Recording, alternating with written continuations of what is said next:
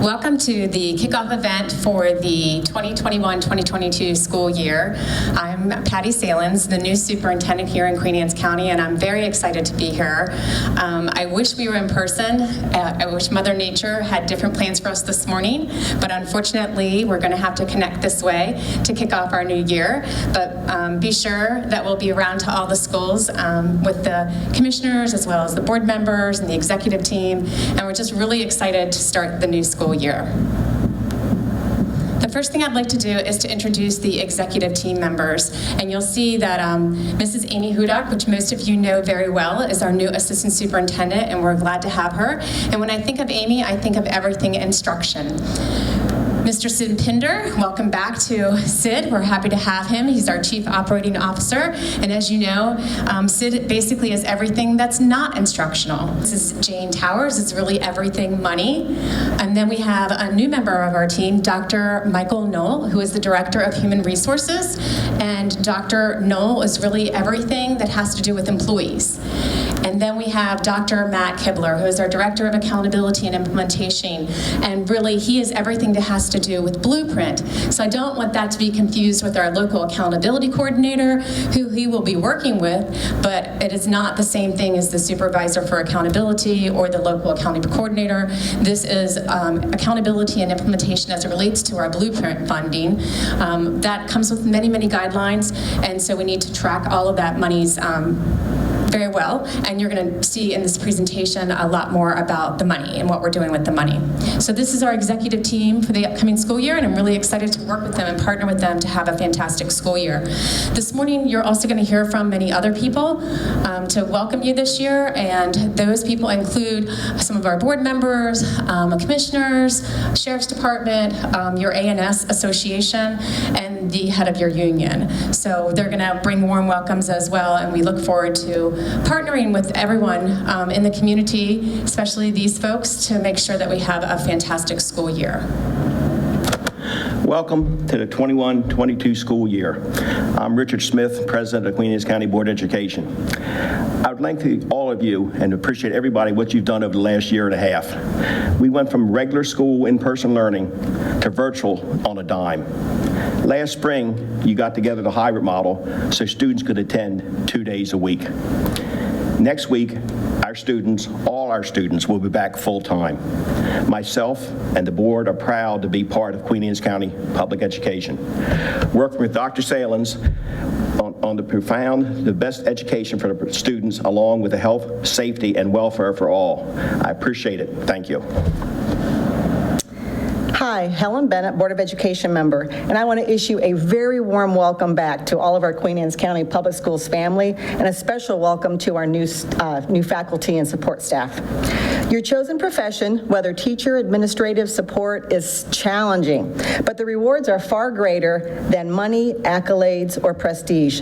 Teaching and connecting with our next generation is of utmost importance. As you use your skills and your wisdom to teach your students, may you inspire them to love learning, thus ensuring their desire to be lifelong learners, utilizing logic, research, and knowledge in their quest for truth. In the words of Maya Angelou, I've learned that people will forget what you said, people will forget what you did, but people will never forget how you made them feel. I sincerely wish you a school year full of success, both academically and interpersonally. Take care. Hi, this is County Commission President Chris Porcarino, and we're very excited to have the start of the 2021 school season starting up. Very excited to see all the kids back in class, and on behalf of the county commissioners, we want to thank everybody who works for the Queen Anne County school system for all the hard work that you've done throughout COVID, and the hard work that we know is coming up with getting these kids back into the classrooms, learning full-time. We appreciate all of your dedication. It has not gone unnoticed, and a tremendous asset to the community to have all of you working for Queen Anne's County Board of Education. Hi, I'm Sheriff Gary Hoffman, and I want to welcome all of the teachers back to the 21-22 school year. What an exciting time. We're back in the classrooms, and you have a partnership with the Queen Anne's County Office of the Sheriff. What I'm asking is that all teachers, principals, staff, anyone who's working within our school system, feel free to reach out to the school resource officers that are working in your schools. This is going to be an exciting, challenging school year, but together, we'll all get through this. One of the things that we need from you at the Office of the Sheriff to ensure the safety of the staff and the students in the school, as well as the visitors, please ensure that all exterior doors of your school are locked and not propped open. Please make sure that all visitors use the lobby and follow proper protocols to get into the school to gain access. But for staff, it's really important to make sure, for the school resource officer, as well as your fellow staff mates, please make sure that you are displaying your ID card at all times. This way it'll help us determine who is a visitor in the school and who is someone that should sign in through the front lobby. Again, this is going to be an exciting year for all of us. We're back in school, and we appreciate your partnership and your participation. Again, thanks, and welcome back to school. Good morning and welcome back, everyone. I hope you all have had a wonderful summer to relax and recharge. My name is Michael Page, and I'm the president of the Queen Anne's County Administrators and Supervisors Association. On behalf of our association, I want to wish you all an outstanding school year and thank you all for your hard work and dedication to our school system. We look forward to working alongside you this school year, and we wish you all the best. Good morning. I'm Karen Fields, president of the Queen Anne's County Education Association, and on behalf of the association, I'd like to welcome our new educators and support staff. To those returning, thank you for working relentlessly over these last 18 months to deliver instruction and support to our students, regardless of the platform or time of day. Health, safety, and recovery are the keys to a successful new school year. The funding from the Blueprint for Maryland's Future and the American Rescue Plan will help us to improve safety in our schools and speed up recovery for our students. We appreciated the opportunity Dr. Salins afforded us to work on the task force this summer and to have a voice in shaping those plans. QACEA looks forward to continuing that partnership. As we begin this new school year, we continue to support a common sense approach to health and safety measures that follow CDC guidelines, the advice of Dr. Ciatola, and local health metrics. The layered approach of testing, masking, or wearing face coverings, adequate ventilation, and personal hygiene are important to protect the health and safety of students, staff, and the community. In uncertain times, transparency is of the utmost importance to ensure that students, families, and staff feel supported and that our voices are valued. The health and safety of every student is the gateway to a successful year of recovery and growth. We are stronger and safer when we work together. Welcome to a new school year. So I just want to take this opportunity to say thank you to all of our partners for coming and having such a warm welcome, for all of our staff coming back or our new staff members. And I know that they're going to continue a strong partnership this year to ensure that we have a successful school year. I'd like to move on a little bit and to visit our vision. And our vision really is what we want to be. Again, I'm going to say that. What is a vision? A vision is what we want to be. And here in Queen Anne's County, everything we do needs to come back to that vision. And that vision incorporates that we are an institution, an educational institution, that when our students leave here, they are well educated, globally competitive, and prepared to become caring and productive citizens. So everything we do this school year, every lesson that we create, every opportunity to engage with our students, we need to make sure we revisit our vision, which is what we want to be: well-educated, competitive, caring, productive. So I'd like to go into my priorities for the year ahead. Number one priority is getting students back face-to-face for learning. This is very important. The last 18 months have been extremely challenging not only for our students, for their social and emotional well-being, but also for our staff members, for our community, for our parents. And now's an opportunity for us to begin that recovery, begin that healing. And so number one priority is to get our students back into our schools and back to learning. Secondly, I'd like to look at communication. I haven't been here a very long time, so in my short time that I've been here, I know that I've heard from community members, from staff members, that communication is a priority. And so in order to increase communications, we're going to be looking at website development. We're going to be looking at developing a communication plan. We're also going to be doing Flyer Connect, which is very similar to School Messenger. It's honestly like School Messenger on steroids. And so we're going to be finding lots of different ways to communicate. So that's going to be one of our largest priorities this year. And lastly, we are going to be looking at developing a 5-year strategic plan. Our strategic plan was up this past year, and so this year we're going to have to fall back onto our last 5-year strategic plan.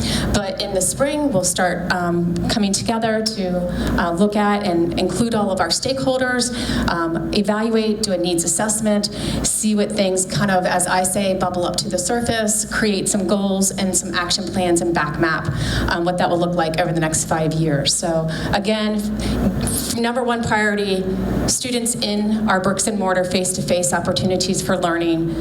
Secondly, increasing communication. And third, development of a 5-year strategic plan. So as we move into the school year, I'm sure the big white elephant in the middle of the room is how will we approach the school year with COVID? So we're going to do the things that we know are things that have worked in the past, over the past 18 months, and even prior to that, as it relates to mitigating any type of virus. So we're going to make sure that we frequently wash our hands. We're going to make sure that we use hand sanitizer, frequently clean those high-touch areas, individualize materials of instruction, use face coverings, and when possible, social distance. And of course, if you're symptomatic, you stay home. And that's included in a self-check every morning prior to coming to work. So another big question that I know staff members have, will I be able to telework? And so telework was ended on June 8th. And so every request for telework will literally come to HR and then to the superintendent's office for review. And that will be done on a case-by-case basis. There will not be an opportunity for anyone or everyone to telework. Again, that ended on June 8th. So I think the third biggest question is, what if I have to quarantine? What does that look like? And I've created 3 scenarios here. And in the first scenario, contact tracing would take effect, and if the exposure was outside of school, then that would fall to the employee to use their leave. Again, I want to say that contact tracing ended up saying that the case of COVID was because of an outside interaction, and so therefore the employee would use their own leave. In scenario 2, contact tracing determined that the employee actually contracted it in their work environment, and therefore their leave would be under Queen Anne's County. And then scenario 3, which I personally have not seen before, so I'm sure this doesn't happen very often, but if the contact tracing was inconclusive, then we would err on the side of the employee. So scenario 1 again is you get COVID outside, you're gonna have to use your own leave. You get scenario 2, you get COVID within the work environment, Queen Anne's County affords you the leave, and then scenario 3 is inconclusive, we err on the side of the employee. So I'd like to take an opportunity to talk a little bit about funding. Over the last 2.5 years, we've had some funding that's come from the state, and I know that everyone understands that the blueprint has been in the works for actually many years at this point. We've used different buckets of money. As 2 years ago, we used ESSER 1 funds. That was for PPE in order to try to keep schools open at that point.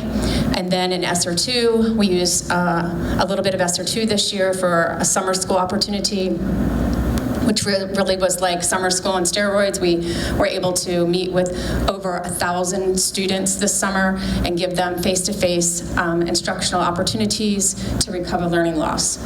And So we've been able to utilize funds in the past, and now we have additional funds coming our way, and so we wanted to make sure that we did a needs assessment. We wanted to make sure that we included stakeholders. We wanted to make sure that we absolutely use the funds to maximize our opportunities with students in their recovery, in their learning loss. So the first thing is that we sent out a survey. We had over 2,000 responses, and that was about 75% of those responses out of the 2,000 were actually our parents. So I feel strongly that we were able to hear from our parents. The second is that we set up a Blueprint advisory work group, and we included the Health Department, the Sheriff's Department, Department of Emergency Services, the Teachers Association, our administrators, our supervisors, our executive team members, board members, parents. So we really had everyone involved. And then we also had an opportunity to meet directly with all of our administrators and supervisors.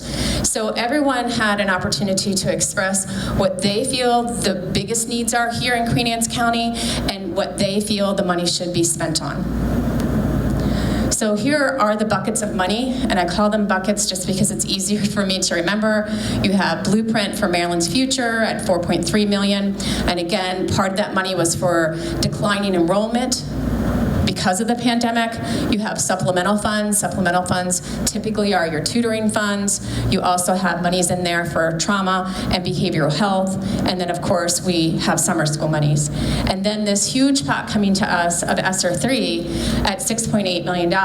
But believe it or not, $6.8 million in a district this size goes very quickly. So that's why we wanted to make sure that we were very distinct in looking at our needs to make sure that we got the best bang for our buck.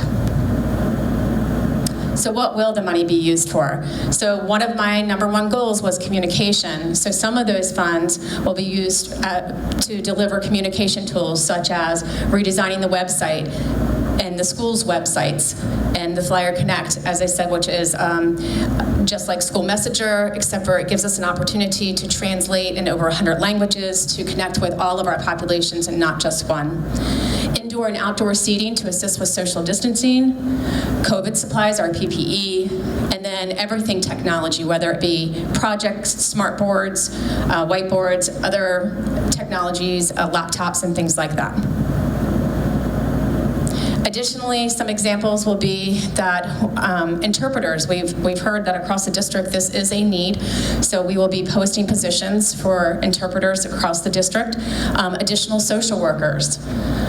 We know that the social and emotional well-being of our students is paramount right now, and so the stakeholders decided that this was a priority to include social workers.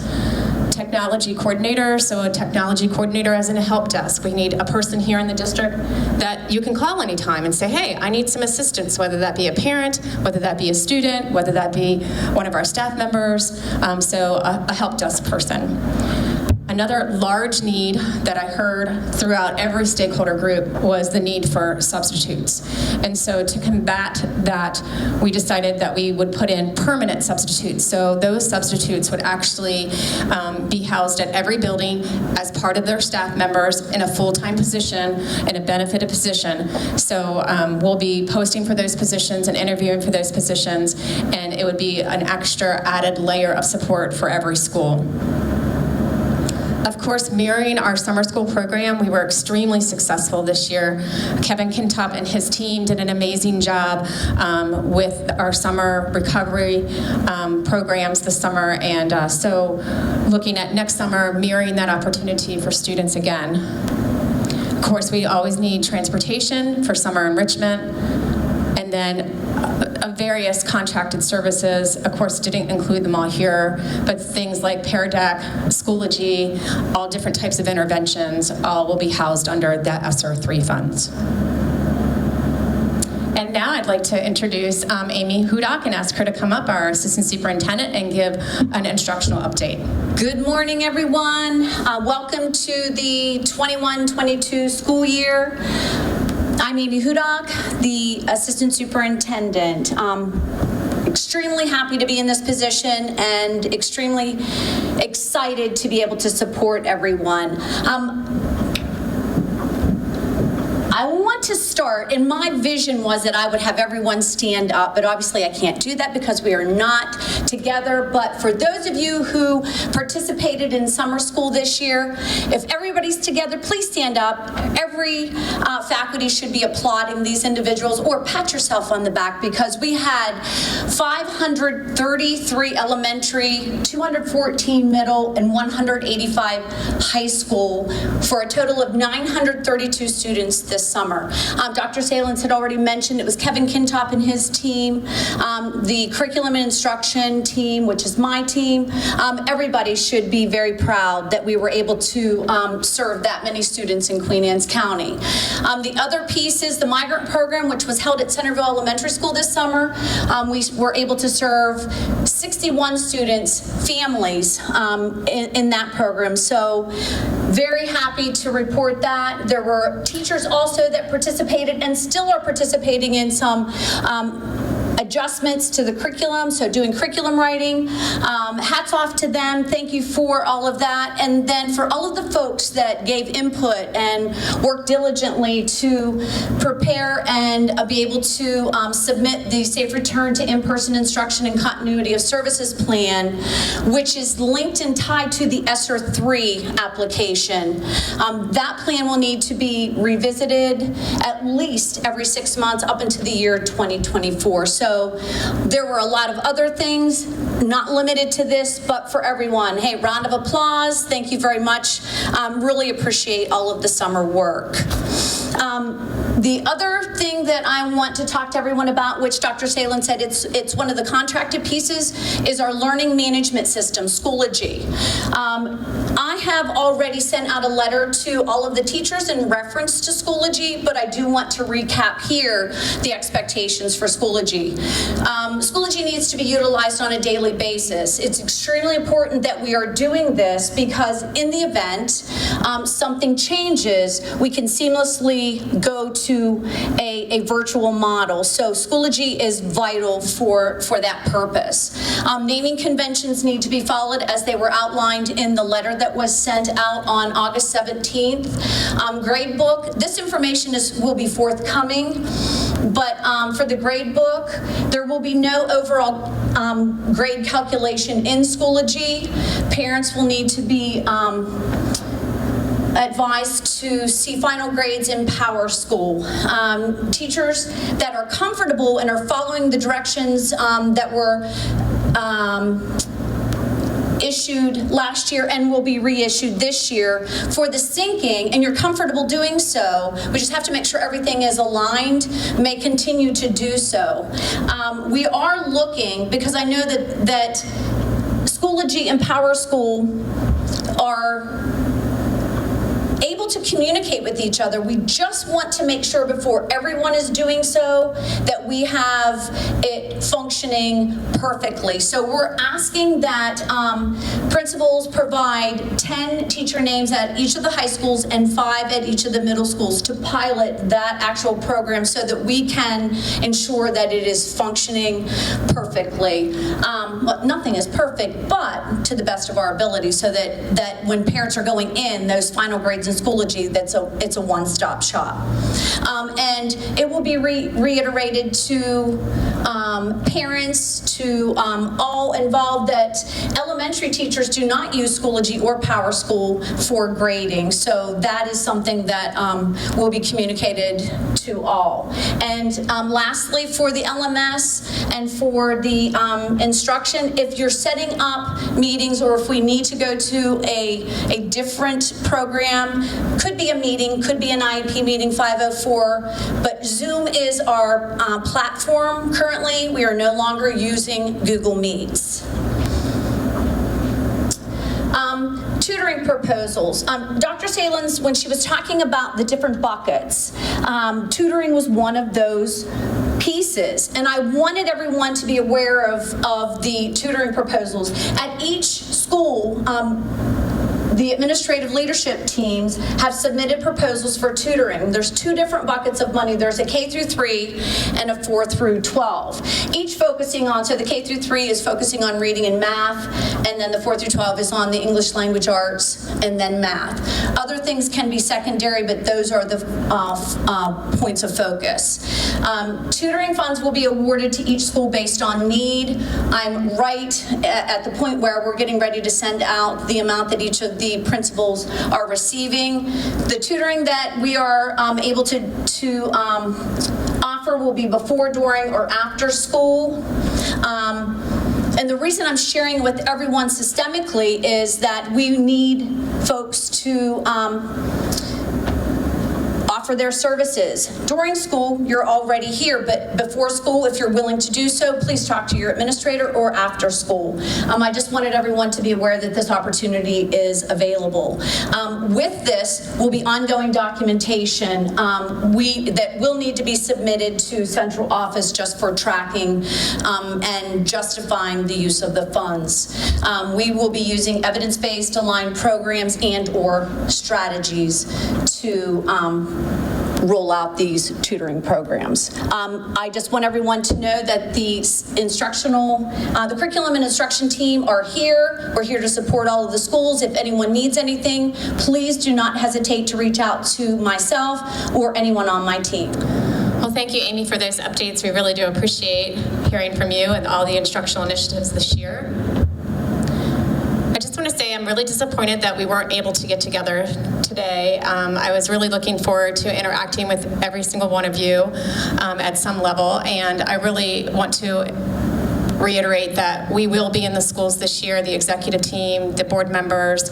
I'm looking forward to their partnership and making sure that we can be visible, that we can be here, that we can be present, that we can be of any assistance to you to make sure that we support you in any way possible. And before we leave today, before we finish up here today, I'd like to offer you some challenges for the upcoming school year. I challenge you that every decision that you make is rooted in the best interest of our students. I'm going to say that one again because that's the most important one. Every decision that we make, that you make, whether that be a support staff person, an administrator, a teacher, every decision we make is rooted in what's in the best interest of our students. I challenge you to be collaborative and share with one another. It's so much easier if we all pull together and collaborate. It's working smarter and not harder. I challenge you to communicate. It's one of the most important things. If we don't communicate, then someone makes up the story for us. So it's really important that we communicate. Encourage, inspire, and energize each other. Not every day is a great day for every person, and sometimes we need our teammates to come in and energize and encourage and inspire us, and sometimes we need to take that role to encourage, inspire, and energize. And finally, take care of yourself. Don't be afraid to ask for help. We're in tough times. It's not over yet. So please, please, please make sure that you take care of yourself, and that if you need something, that you reach out to help. So again, every decision rooted for our students. Collaborate, communicate, encourage, inspire, energize, and make sure you take care of yourself. So we got this. We're going to have a fantastic school year, and I'm so happy to be here. Here's to a new year.